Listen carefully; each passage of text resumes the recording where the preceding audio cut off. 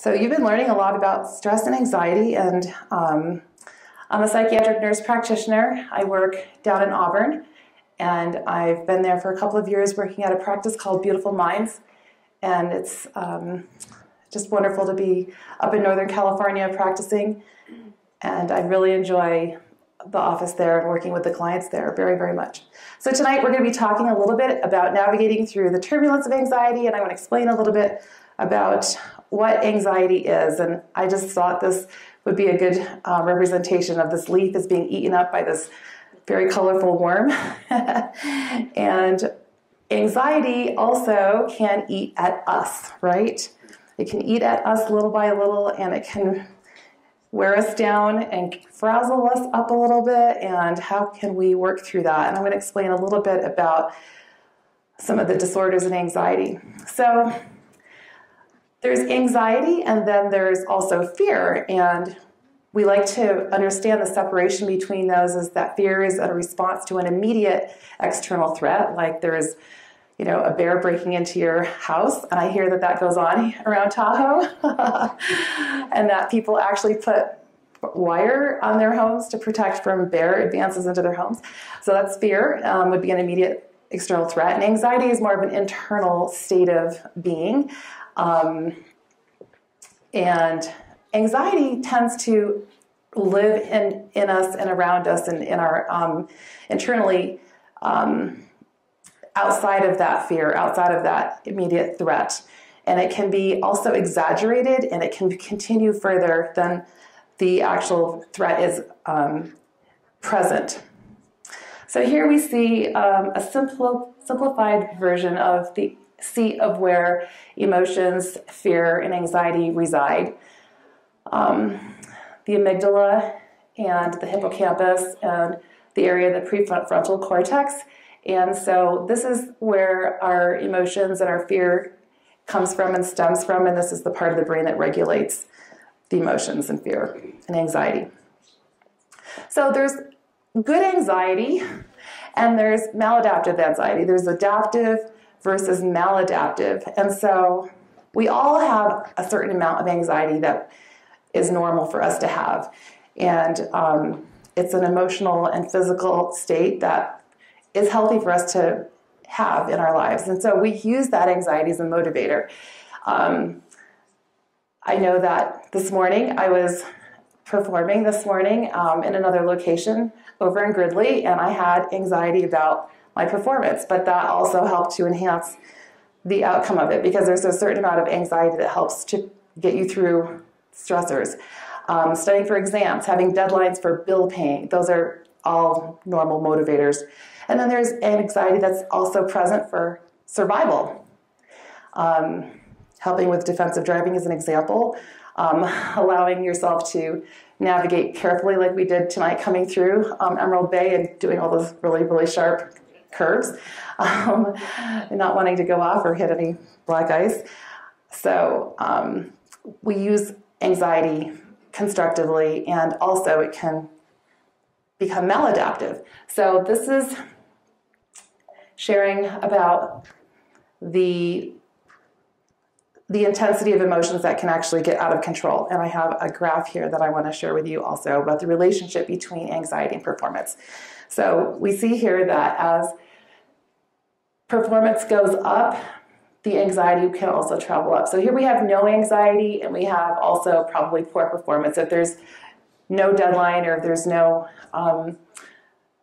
requirements, then we're probably going to have poor performance. But as our anxiety level travels and increases upward, our attentiveness and mindfulness to completing our projects or preparing for an event, maybe we're getting ready for a wedding or we're getting ready for a deadline at work, our performance can increase under that anxiety. But there becomes a point where there becomes a gray area up here where things start to break down a little bit, and as anxiety continues to escalate, then our performance is going to go from excellent back down to poor. As the anxiety continues, the curve is going to go down. So here we see an example of, in the purple here, we see adaptive anxiety. So here's the stressor and the time for the exposure of the stressor, and normal anxiety is going to increase, and then it's going to go back to resolve. There's also maladaptive intensity, a far greater intense response where the anxiety goes up higher, much higher than it's supposed to go. And then also it can also be anticipatory, where you're anticipating the stress, you're worrying about it in advance, and then it lasts longer than it's supposed to last. So once the exposure has disappeared, your anxiety is still continuing. So some people like to avoid that kind of experience, right? How many of us want to avoid the traumatic experience or the traumatic event, right? Let's just stay away from it. So here's the trigger. It's causing our anxiety to escalate, and then we're like, oops, let's just step away and let's remove ourselves, and we're not going to have, so there's a reduction in anxiety. I'm sorry that this is in a color that you can't see very well, but it says avoid the situation. So immediately we see a spike in the anxiety because the trigger's coming, and then we see a drop because we're walking away from that situation or we're getting ourselves out of it, so we don't have the continuation of it. However, what happens is if you don't face that anxiety, you can experience that trigger again at a later time, and then you'll have a much greater response to it instead of the normal curve. So what this greater response includes is shooting out of cortisol out of your adrenal glands, increasing your physiological responses. So some of the normal anxieties that occur through life, we were talking about normal and abnormal here. Remember when you have a child who has stranger shyness, and as you're having that baby in social circles, you're able to transfer that child from one arm to the next. Everybody wants to hold that baby, and then they start crying, and then they don't want to go out of your arms. Stranger shyness, separation anxiety occurs in infancy and toddlerhood. And then as we get into childhood, do you remember being afraid of the dark or being afraid of animals? Thunder, lightnings, that's scary at night, being afraid of death. And as you get into the school age, then it's all about germs and other things, natural disasters, getting sick. And then as we get older into the adolescent years, we become more aware of ourselves, and we start having fear of negative evaluation by our peers or fear of rejection. And so these anxieties can be quelled and they can resolve, or sometimes they can continue on into adulthood. So recognizing anxiety, these are the complaints that often come into my office. I'm anxious, I can't stop thinking about such and such. I'm stressed all the time, I'm worried, I'm restless, I can't sleep at night. And then these symptoms can arouse the autonomic nervous system into rapid heart rate, sweating palms, breathlessness, and that's the verge of having a panic attack. And then there's the physical symptoms that can happen, which is the stomach aches and the headaches and the dizziness. Hopefully none of you have experienced these symptoms because they're very, very uncomfortable. So we see here kind of like an overall arching view of different anxiety disorders. And I won't go into detail on most of these at all, but again, we see age-related separation anxiety with selective mutism, which would happen in childhood. And then the more common anxieties are specific phobias like fear of spiders or fear of heights or fear of airplane flying. I have clients that come in to my office and say, I'm going to be taking a trip across the country. I just need a little tiny bit of Xanax, just 2 or 3 pills, and I'll be able to get on the airplane and be comfortable and get to the other destination. Panic disorder and generalized anxiety disorder. These in the dotted lines are not actually under anxiety any longer. They have their own separate categories: trauma and stress, and obsessive compulsive related disorders. So, anxiety is more common than depression. And in many cases, it begins early in life. It has an earlier onset. And these disorders often go untreated, but they're very successfully treated in the primary care setting when you go to your primary care doctor, or if you come see a psychiatric practice. They're also well treated with therapy. So, let's see. This is a description in more detail of what generalized anxiety disorder, the criteria for it is. And so it has to happen more days than not.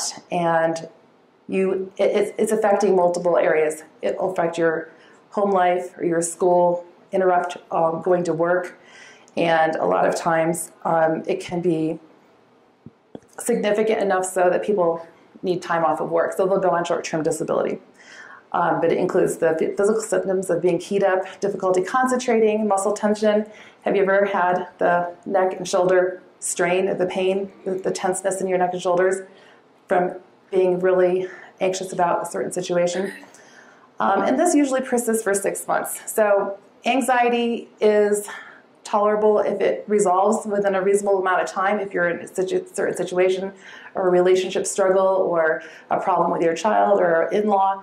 But if it's lasting longer than 6 months, then that usually will give you the criteria for a generalized anxiety disorder. Social anxiety is interacting in social situations, and people feel very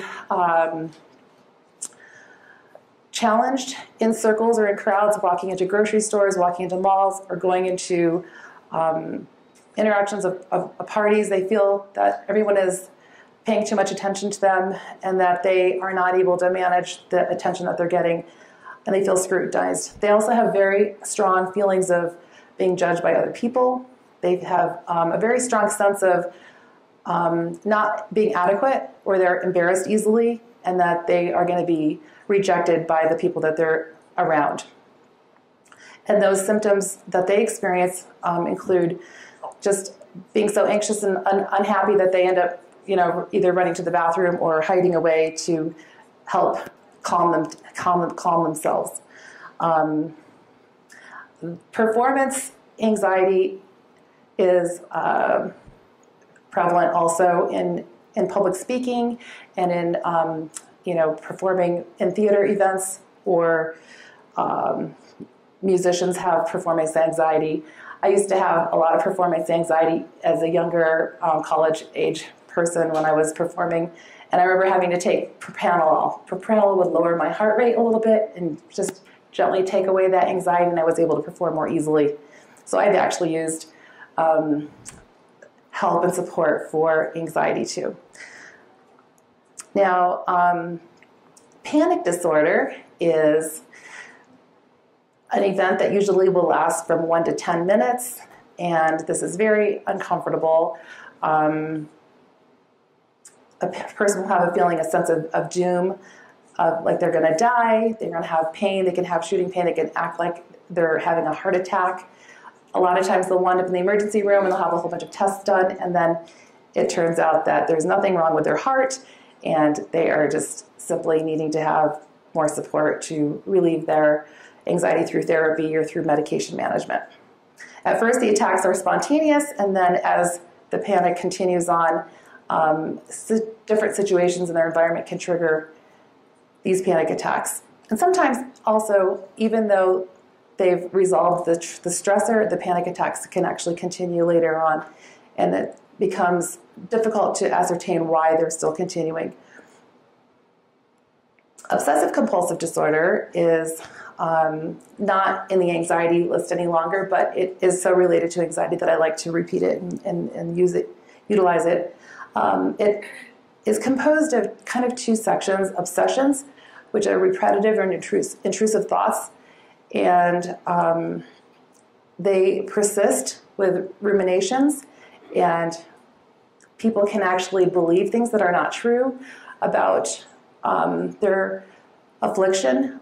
Sometimes I have a story of a person who really believed that their wife was having an affair on them, and they were insistent that that was happening when it wasn't, and they were actually creating all kinds of stories to justify that, but they were so completely obsessed with this that they had cameras up everywhere, and they had cell phones being tracked, and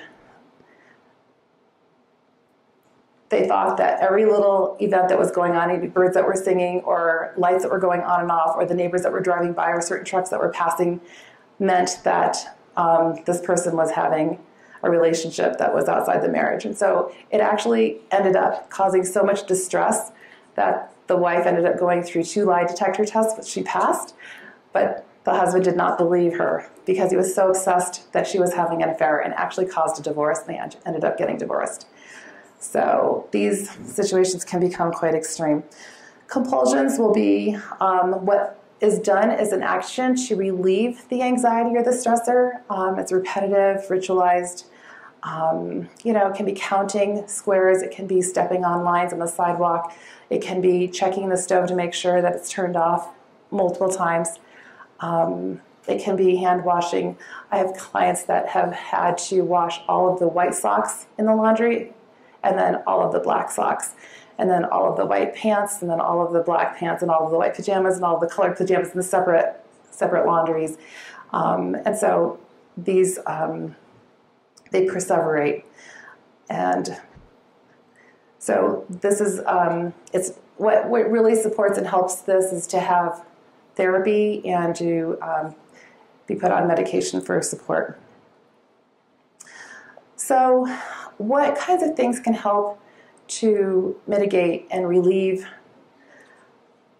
the stressors of all these different anxieties? And today, I know that in my practice, I work with medications and I work with evaluation for the different disorders, and I prescribe medications to help support resolving and mitigating the struggles. But I also enjoy lots of natural supplements and helping to integrate natural supplements into the medication world as well. So I have brought some samples with me to share with you, and there's also some out on the back table as well for you to take home if you would like to. But some tools to relieve anxiety are sleep routines. A lot of us don't realize how much electronics have an impact on our sleep and how the electromagnetic frequencies of our environment can impact and fractionate our energy fields. So turning off our electrical devices, keeping them out of our bedrooms, moving them away from us, not sleeping against a wall where there is a smart meter on the outside of your house. So if you're having trouble with sleep, notice where your smart meter is located and try to sleep as far away from that as possible. I'm going to bring up an essential oil here just because I want to share with you that essential oils actually harmonize with your body's energy field. They don't fractionate you. But cell phones, the energy from a cell phone or from laptops or from iPads, all of our electronic devices, they do fractionate our energy field. So that's why essential oils are very helpful, and I'll talk a little bit more about these in a minute. So establishing a healthy sleep pattern, writing down your worries. How many of you have a notebook next to your bed? You can actually jot things down. You can have a notepad. You can jot things down so that you're not ruminating it through the night. And also altering your routine by 10 minutes at a time. If you need to get to bed earlier and earlier, taking a journal and writing down the time that you've going to bed and try to move that up by 10 minutes every night to get a better night's sleep. And then also getting to bed before midnight is more restorative because your body's able to detox and heal. And even if you go to bed at 1 or 2 o'clock in the morning and wake up late at 9 or 10 in the morning, it's not the same thing as the sleep before midnight. So getting to bed early and waking up early is a good way to help maintain a healthy routine. Exercise is the number one remedy for anxiety. It's the number one remedy. And walking around here, all you guys all live in the most beautiful area up here in the Lake Tahoe region. There's so much to do outdoors, so much hiking and walking that you can do.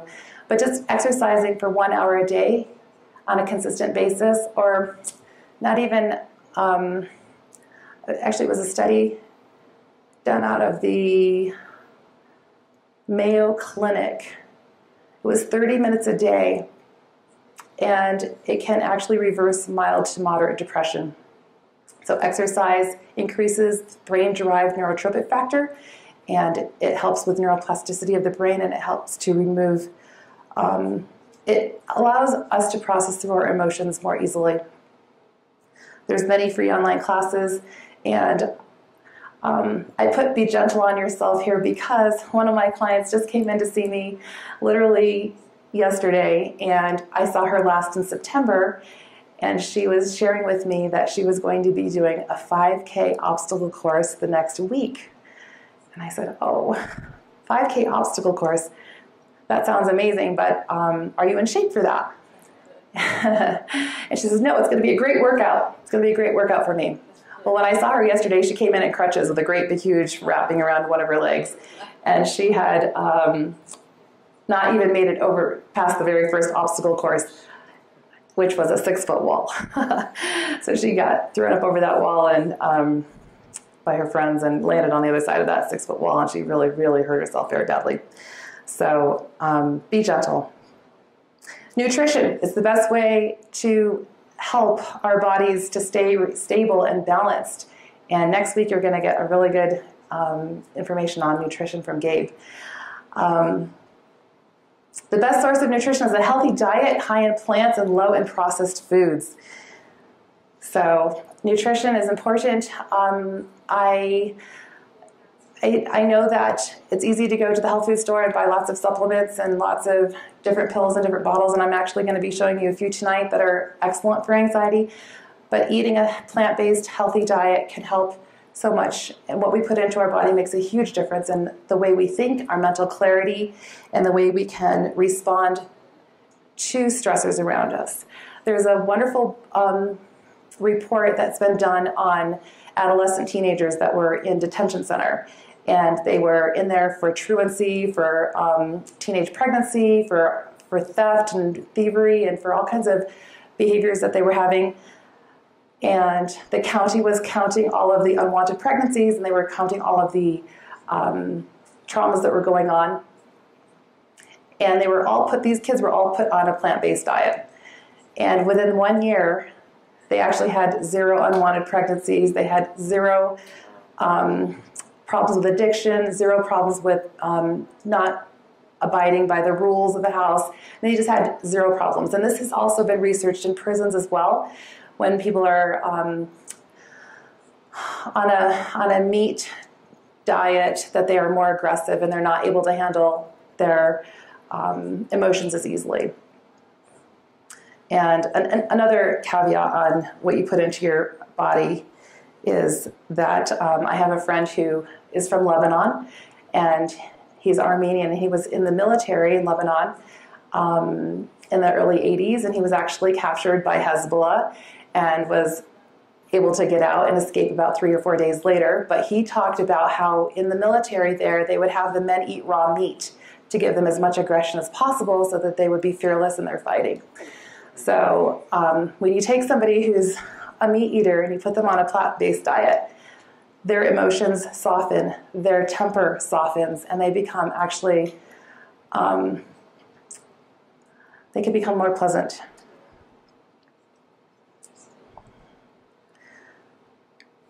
There was a little bit more that I wanted to speak to about nutrition, or about vitamins, about magnesium, L-theanine, L-tyrosine,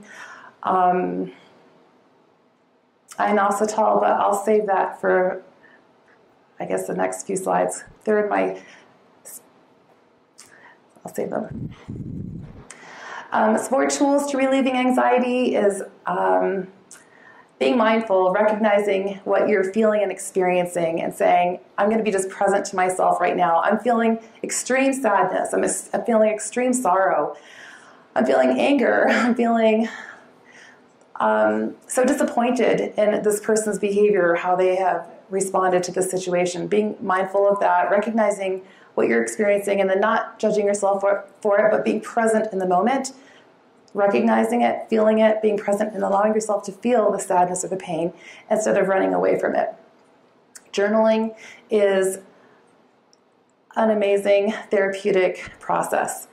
Writing down your feelings and writing down your story and what's hurting your heart and your brain is effective to your brain as Drano would be to a clogged sink. So your brain might feel like it's clogged because it's just constantly ruminating and going over and over someone who's done something to you, or some experience that you've had and that's made you very hurt or disappointed and causing you anxiety. And so writing and journaling helps to unclog that emotion and helps you to process it. I really like under healthy relationships here, it talks about no one can make you feel a certain way without your consent. That's difficult to practice.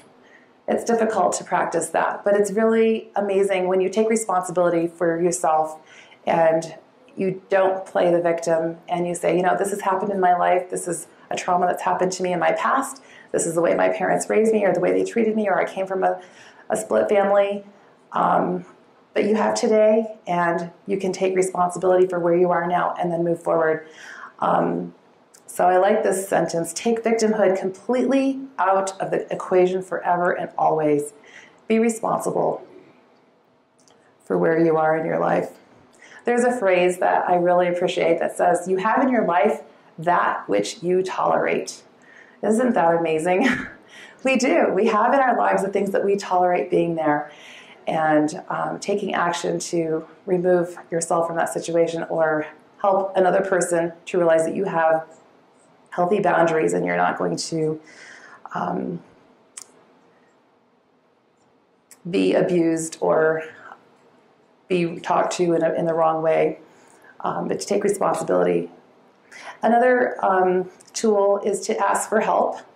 When you're in a situation that is traumatic and difficult and you need to get some counsel, talk to somebody, ask for advice, come to Beautiful Minds, have an evaluation. We have some wonderful therapists there. I have so much experience, and I know that they've been speaking here as well, and I know that Dr. Vitas was here last Saturday night. But what a blessing it is to be able to speak to people who are able to respond back and who are also not afraid to meet with you in person. Right now, I know that we're going through a lot of anxiety as a country and as a world, and that there's a lot of separation that's going on, and there's a lot of distancing, and there are many offices that are closed in the sense that they're not seeing people in person. And I'm just very proud to say that Beautiful Minds has been open the entire time, and we've been welcoming people to come into our practice, and we've never turned anybody away or said, we can't see you at this point. So, also getting a pet. There's a much research and data that shows that having an animal in your life is very healing, very healing. Cats or dogs, goats, lots of different beautiful animals in the world to comfort us and love on us. So this is a picture of my office, and as you come into my office, you'll see that there is essential oils on my desk, and that there's a diffuser here. I like to use it. It's actually in blue, and you can hardly see it. I guess on the slide it's right there. So I have some oils that I like to put into the diffuser and use in the office while I'm there. And I brought several oils with me to pass around and to share. Essential oils, the molecules of the essential oils are the highest oxygen carrying molecules in the world. So when you put on the essence of rose or the essence of frankincense or lavender or peppermint, you are receiving the highest amount of oxygen through that molecule into your cells. So I have a little basket here, and there's lots of essential oils in here. This one's called Stress Away. So I'm going to pass it around. I'll let you start. But you can take any of the oils, and you can put a drop in your palm, a couple drops if you want to, and stir it around, activate it, and then just go ahead and breathe it in. And then you can breathe it in and actually know that you're getting oxygen into your cells. When you receive oxygen into your cells, what has to move out? Toxins have to move out. So toxins cannot stay in an environment that's well oxygenated. And that's the same thing goes for cancer cells. Cancer cells cannot survive in the presence of oxygen, but they do proliferate in an anaerobic environment. So I'll pass this basket around. There's several essential oils in here. And then this one that has the black cap on it is a roller, so you can actually roll it on your skin, but the roller doesn't work that well. So just really, really roll, but don't harm your skin in the process. This one is specifically for women only. This is Progessence, and it has frankincense. It smells wonderful, and it has micro doses of wild yam. So this is wonderful for anxiety for women. I take this 1 or 2 drops every day. It's amazing. I'm in my 5th decade of life, and I have anxiety. I have different hormone changes that are going on, and when I started using this Progessence, everything just kind of like settled, and I felt very, very peaceful. So, guys, you can skip this one. But the ladies can try it.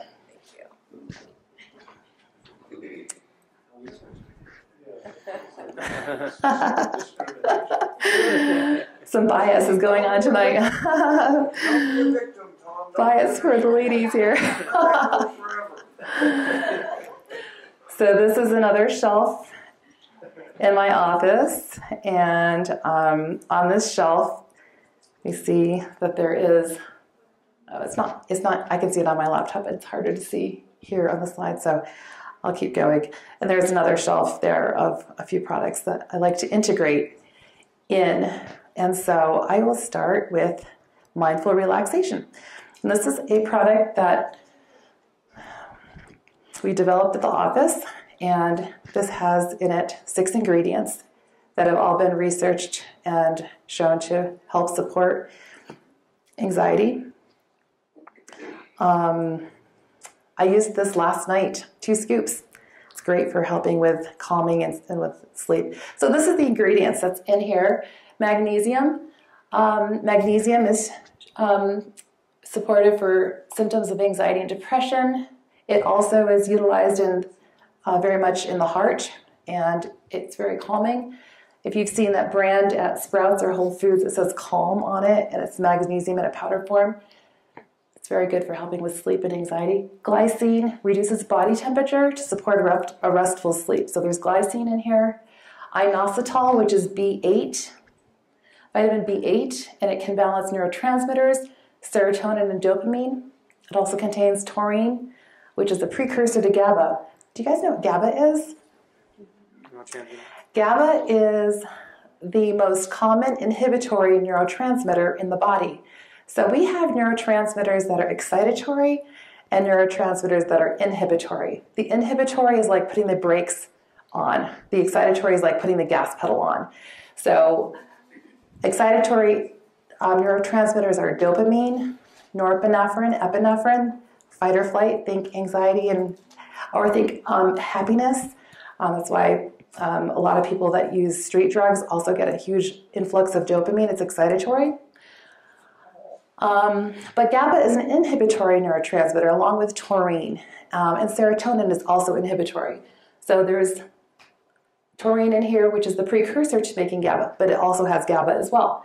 And L-theanine, which increases alpha brain waves, and it tonifies neurotransmitters. And what tonifying means is if I were to take a urine test for all of you, and we would look at all of your neurotransmitters, we would see where your dopamine and serotonin levels are.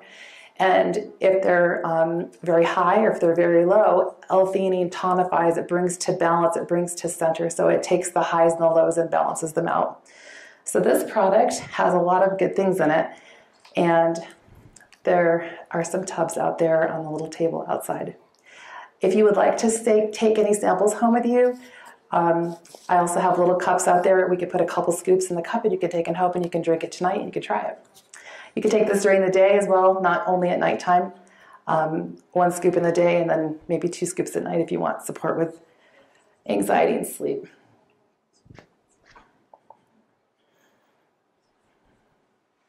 So this product is straight up GABA. So this is what I use in the office when someone comes in and they're really restless. The first visit to a psychiatry practice produces anxiety in people, and I can tell that they're keyed up and uncomfortable. And so I'll say, would you like to try a sample of GABA while you're sitting in here with me? And so These are really a lot of fun because they're chewable tablets. They taste wonderful. And so I'll pass them 2 chewables, and 2 chewables is 1 dose. What's wonderful about this is that it does not cause sedation. It doesn't make you sleepy or tired. But when you go to sleep, it will help you to sleep better. So I really enjoy the GABA. A lot of parents keep this on their counters. And as kids are going to school in the morning, if they have some test anxiety, they're taking a big exam, they'll take a couple chewables on the way to school. It helps put them into a better brainwave, and this also puts an alpha brainwave state in the brain, and it calms them enough, but helps them to stay alert and focused and do better on their exams. So I'm going to pass this around to you. You're welcome to open it up and take a chewable out of here and suck on it or chew it up while you're sitting here. And there's also some of those outside. This product comes from the company BioClinic Naturals, and I'm very particular about what company I purchase my natural products from. There's a lot of companies that are promoting various ingredients, but they want to make a profit, and their ingredients are of lower quality than I would want to purchase and buy. So the companies that I work with, I have met them. They are vendors that come to the conferences that I attend. And when I'm at Integrated Medicine for Mental Health conferences, these are the vendors that are there, and their products are very they're very solid, and they have research behind their products, and they are using good quality products. BioClinic Naturals is available on Amazon. So this is what the GABA does. It promotes relaxation, it improves calmness, and helps you cope with daily stress. And it also reduces the negative effects of caffeine consumption. I know that caffeine is the most common psychoactive drug that's used in our entire country and probably in the whole world. I don't know too many offices that when you go in, or places of work, when you walk in, that there isn't a coffee machine right there waiting for the staff to come in and fill up their coffee cups and then run to their cubicles or run to their offices, right? So caffeine consumption, coffee consumption is so common. However, guess what caffeine does to our body? It crosses the blood-brain barrier within 2 to 3 minutes, and it stops the body's production of adenosine. And adenosine is what is calming. So it shuts off your calming adenosine processes, and it gives you that feeling of being energized. But it actually doesn't really energize you. It's actually a false perception most of the time. It's not definitely giving you more energy. It's shutting off adenosine. And it's actually promoting more errors and more mistakes. So when I was running my own office down in Southern California, and my girls would come in and bring their coffee in, I'd be like, oh no, I wonder how many mistakes we're going to have today, because the more coffee they would drink, the more mistakes they would make. So I was very thankful to work at Beautiful Minds, where there are no coffee machines, and there's nobody drinking coffee in there. And we drink lots of water. So GABA is gentle, it's not addictive, it's fast acting. Literally, when I give a sample to my clients, if their bodies are low in GABA, they will notice the effect within 5 minutes, and they'll see their anxiety level come down. I had a young lady in my office one day with her mother, and she was just completely out of control, and I thought that I would have to hospitalize her. And I gave her a couple tablets of the GABA, and I've never seen such a dramatic switch, but in 5 minutes, she was completely a different person, completely changed, and didn't require hospitalization at all. So I'm really grateful to have some natural products that I can incorporate together with my practice. So Calm Pro is kind of the sister to GABA Pro. Calm Pro is only L-theanine. So this is just L-theanine, and this is the product that I was telling you is tonifying. It actually helps the neurotransmitters to be balanced better when they're in extreme highs or extreme lows. This is extracted from green tea, but it's not the stimulant portion of green tea. It is the calming portion of green tea. This contains sun-theanine, and what I find is a lot of people don't realize the dosing on it. So a lot of people will go to the health food store and they'll get the capsules of L-theanine, and it'll be 200 milligrams per capsule, and they'll just take one. But really, if you're having situations where you need more, you could take up to 1,200 milligrams. So again, these are chewable, taste slightly different than the GABA. You're welcome to try one of these and pass it around. 2 is 1 dosage, so you're welcome to take 2 if you want to. I did my own neurotransmitter testing, and guess what? I was low on GABA. So I get to take as much as I want to because I'm low. So I can take more. So I love actually enjoying that when I'm talking to my clients and passing it on to them. I also take it with them as well.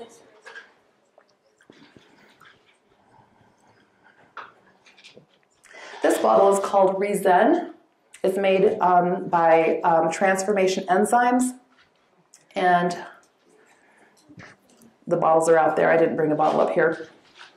But this product is very it's very comprehensive. It has in it GABA, it has in it L-theanine, and it has enzymes, and it has some wonderful ingredients for managing cortisol levels and for managing stress. So I really love what this does for my clients, and it's a very comprehensive product. So what we've just tried is the GABA and the L-theanine. Both of those products are inside Rezen. So it contains vitamins that are essential for energy production and brain function. It has amino acids in it that provide for brain health and cognitive function, relaxation, and energy.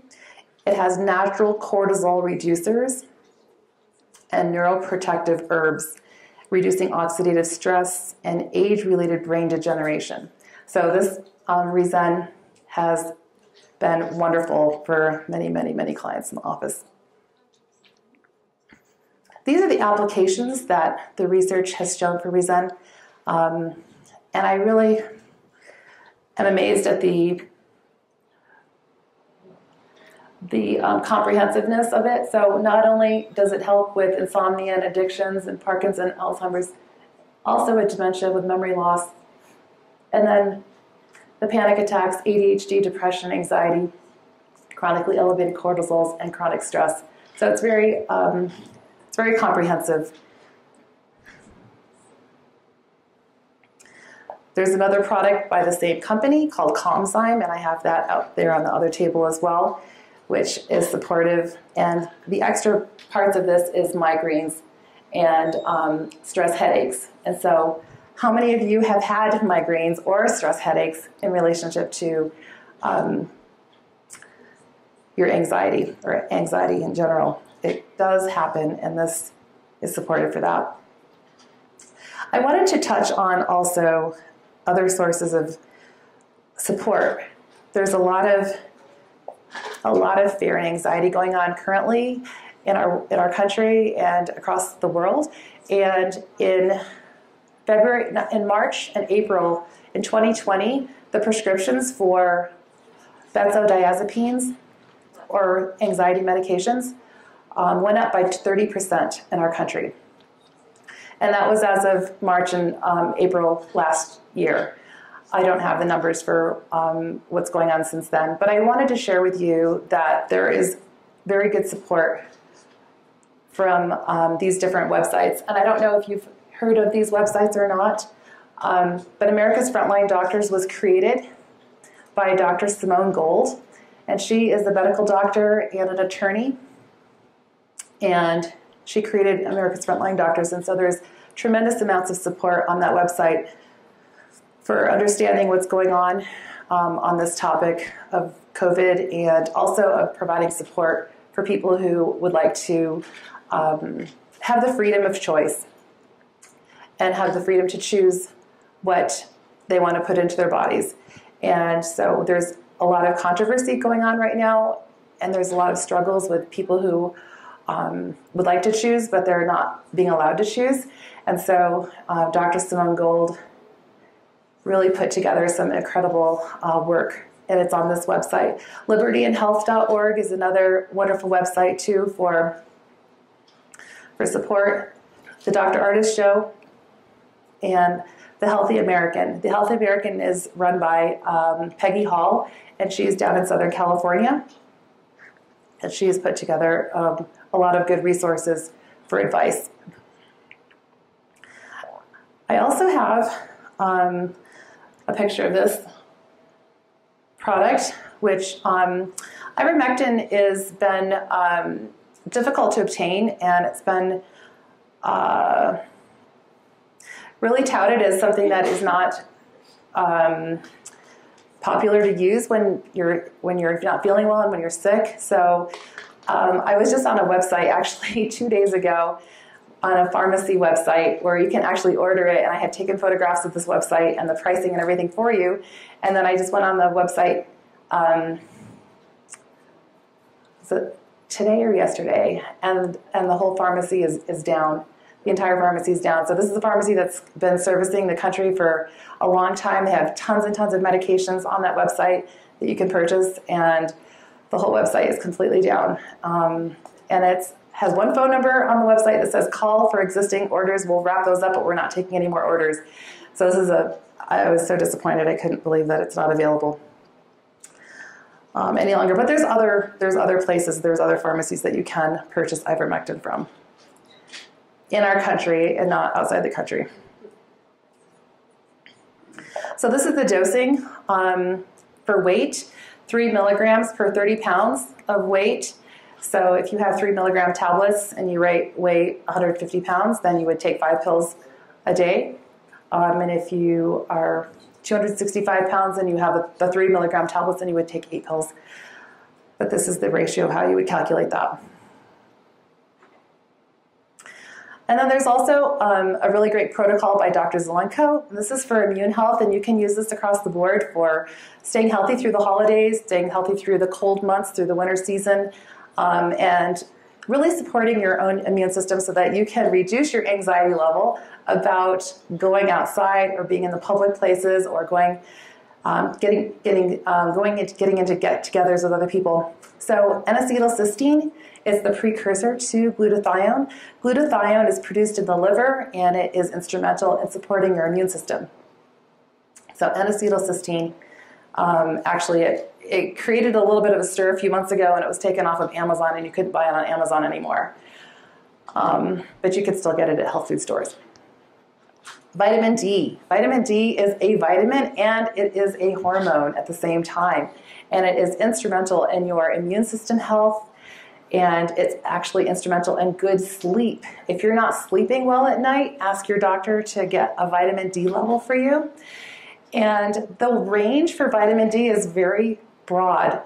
30 to 90 is the range of a normal vitamin D level.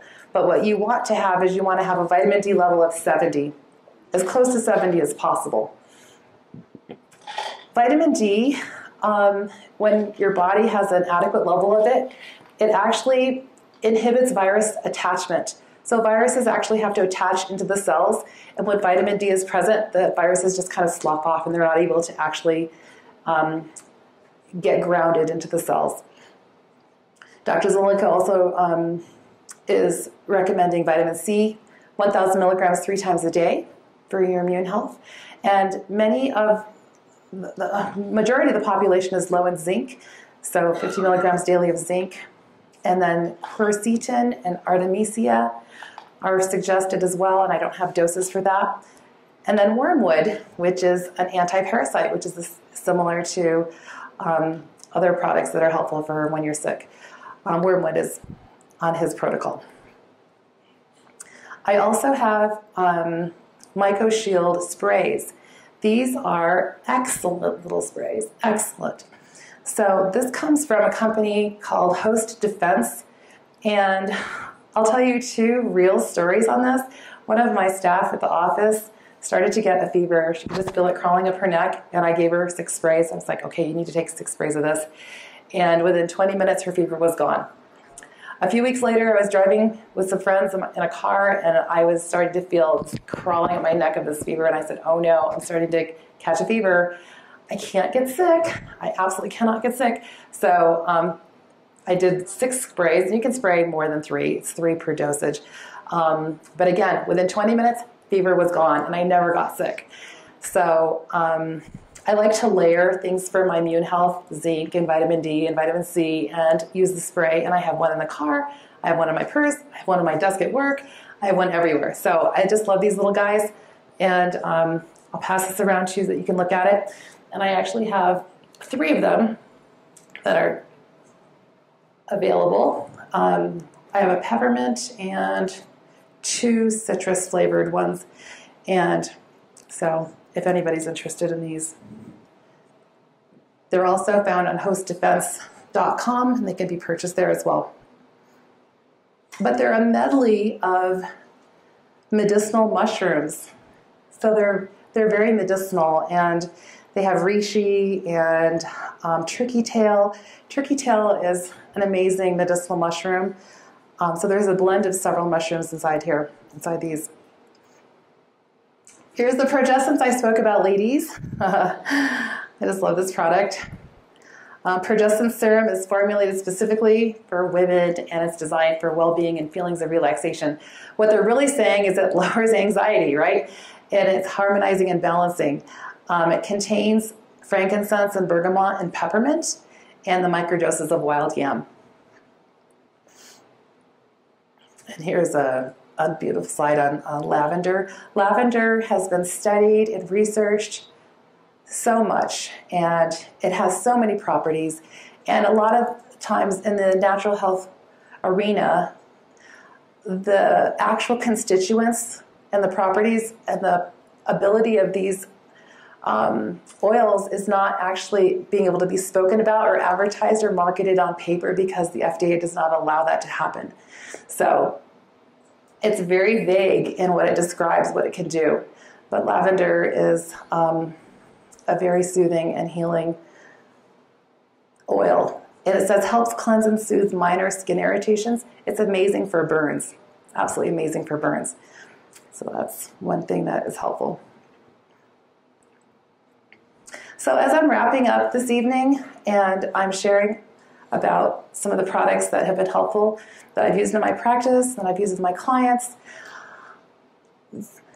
I can't complete this talk without stating that your frame of mind and your ability to believe in a higher power is extremely helpful also for clearing out the emotions and actually stabilizing oneself. So I wanted to share with you a few verses that have helped me in my journey through life. When I was 17 years old, I was in a really bad car accident, and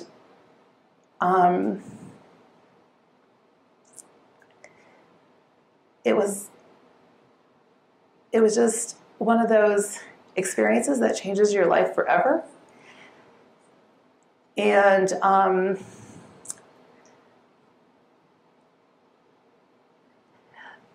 my dad was sick in the morning when we were on our way to school, and I lived in upstate New York in the country. And my mom and dad would take my brother and I to school in the morning, and then we would ride the bus home in the afternoon, and that was our routine. We would go to school with my parents, and my parents would drop us off, and we'd come home at night. And this particular day, my dad was not feeling well, so he didn't go to school with us, or didn't go to work, and he wasn't in the car with us. And so this particular week of my high school, senior year of high school, there was a friend of mine who was having a lot of struggles and problems with her family, and her dad was a police officer, and her stepmom and she did not get along well. So they were fighting a lot, and I said to my friend, please come and stay with me for a couple of weeks and get away from the struggle with your stepmom and get away from the fighting and the trauma and the anxiety that you're going through, because it was really, really terrible. So she was living at my house for 2 weeks, and this particular morning, instead of my dad driving us to school. My mom was driving, and my friend wanted to get in the passenger front seat, and my brother said to her, "No, sit in the back with Melissa. I'm going to sit in the front seat instead." So she got to sit in the back seat with me, and it was a Tuesday morning, and I had a violin lesson that day, and I never forget my violin anywhere I go. I always take it with me everywhere. And that particular morning, I forgot my violin, so it was not in the vehicle with us. And so my brother was sitting in the front passenger, my mom was driving, I was in the back seat. And my mom had a baby car seat that she would utilize because she was babysitting for some family members. And so that baby car seat was sitting on my right, and Julie was sitting on my left.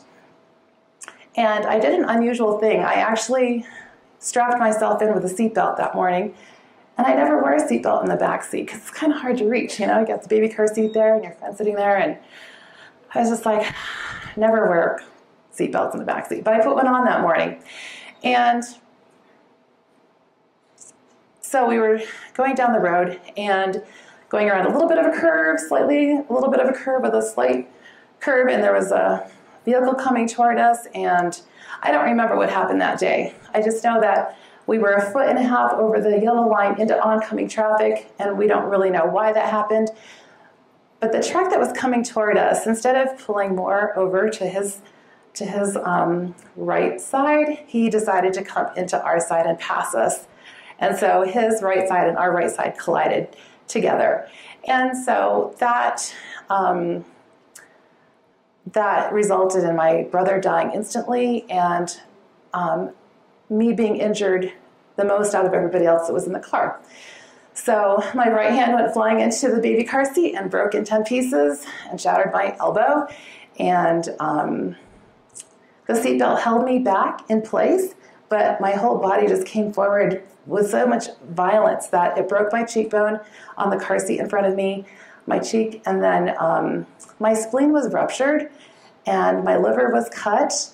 And then my leg came forward, and my right leg bounced against the front also, and it broke. My femur broke, and my cruciate ligaments in my knee were ruptured. So kind of like the whole right side was injured. And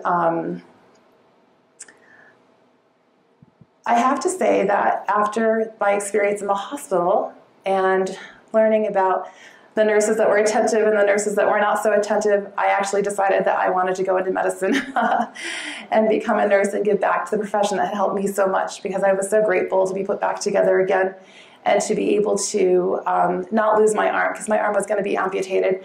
And then somebody piped up in the family and said, "She plays the violin, please don't amputate her arm." And so before I left the hospital, I was able to play Twinkle, Twinkle, Little Star. And I'm so thankful that as of today, my arm still works and I can still play violin, even though I have a little bit of range challenges with this right arm. But I'm very grateful for having a trusting family that was able to trust in God's providence in spite of the trauma and in spite of the that very challenging day. So I just want to share that in spite of our struggles and trials and in spite of the traumas that can happen in our lives, we can rest assured that there is a God that loves us. There is a God that oversees all the details of our lives. There is a God that cares deeply about our wounded hearts. So I have a few pictures to show you and a few slides.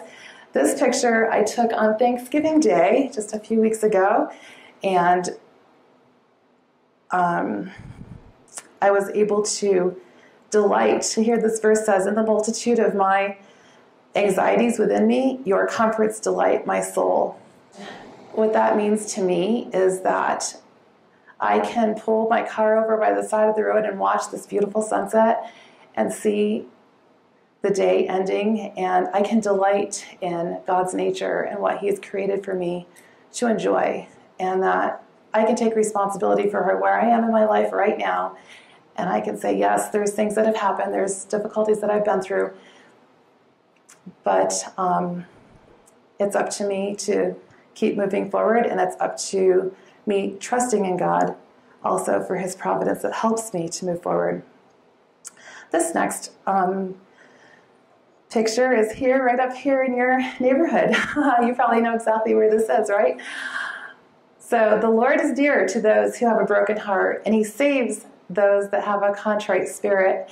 And you know how when you're struggling, or when you're sad, and when you're crying, and you're feeling alone, and someone comes and wraps their arms around you and gives you a hug, how good that feels? Or when your child is crying and they're hurt and they've been injured and you hug them and hold them. Remember that when you're feeling alone. Whenever you're having those lonely moments and you're like, I have no one to talk to. I have no one to call. My heart is just like wounded and I'm just hurting. That God and his Holy Spirit comes and wraps his arms around you. And the Lord is closest to you when you're struggling and when you're suffering and when you have pain in your heart. This rose is a picture that I took at the office one evening. Beautiful Minds is set in a very beautiful location in Auburn, and there's a lot of rose bushes all around that office, and a lot of beautiful, has a bird sanctuary there, and there's all kinds of peacocks that walk past my office window. It's very pretty there. And so this verse is beautiful. I love the Lord because he has heard my voice and my crying out to him. He's heard me because he has inclined his ear to me. He's listened to me. He hears, he understands. He actually might seem like he's super far away, but he's not. He really listens to what we ask for and what we share with him and how we bring our heart to him. He has inclined his ear to me. Therefore, I will call upon him as long as I live.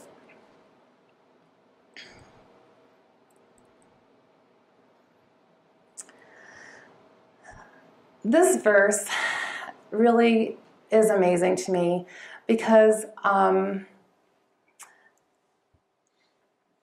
really know that, well, we all know that we live in a very unjust world.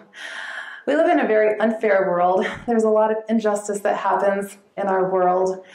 But this verse claims that God executes justice for the oppressed. He gives food to the hungry. The Lord will give freedom to the prisoners.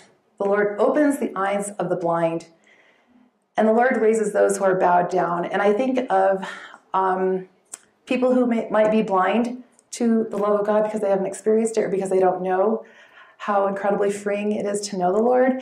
Or those that are bowed down because they have financial burdens. They're bowed down because they can't progress in life for various reasons. When we claim these verses, when we actually speak them out loud to God in prayer, amazing things can happen in our lives. But this is a promise. The Lord raises those who are bowed down. And then the last verse that I have here is, I think this is the last one. When we keep our minds on him, he gives us peace. So we can have anxiety about a lot of things. We can have anxiety about tomorrow or about next year or about what's going to happen with the next election or what's going to happen with our job. Are we going to lose it or not? But we can claim these verses. He keeps us in perfect peace whose mind is stayed on thee because we trust in him. Oh, I do have one more. This is the last one. And this is a picture that I took right here on your lake, driving in from Truckee, coming down here. I took this a few weeks ago. And the Lord is mighty. He will save you. He will rejoice over you with gladness. And as we keep our minds stayed on him and as we focus on him, he actually will quiet us with his love. He gives us stillness and peace in our hearts. And he rejoices over us with singing. So what an incredible thing to think that God actually rejoices over us and he sings over us. And he's so happy when we actually acknowledge him as our Father and ask him for support and help. So as I wrapped up tonight, I just wanted to say that, yes, the world is a troubled place, and we can get wrapped up in all of the struggle and the anxiety of what's going on, or we can acknowledge that it's there and just say, you know, God, help me every day to be a blessing to somebody else and in service to other people. Also, that helps to occupy our hearts and minds and lower our anxiety level. And we can also appreciate so many blessings that we have that we don't always take the time to thank God for. And in showing gratitude and showing appreciation, that's also another avenue for letting go of that anxiety and finding peace in our hearts and minds. So I wanted to wrap up with this picture because this is a very happy moment out here on your lake, enjoying the nature and saying goodbye to anxiety and welcoming the beauty of the sunshine and the water. So thank you guys for coming tonight. Next week, Gabe is going to be talking to you about anxiety with nutrition, the anti-anxiety diet. So thank you so much for coming, and if there's any interest in any of these items, they're up in the front, in the back, actually on the table. So thank you so much.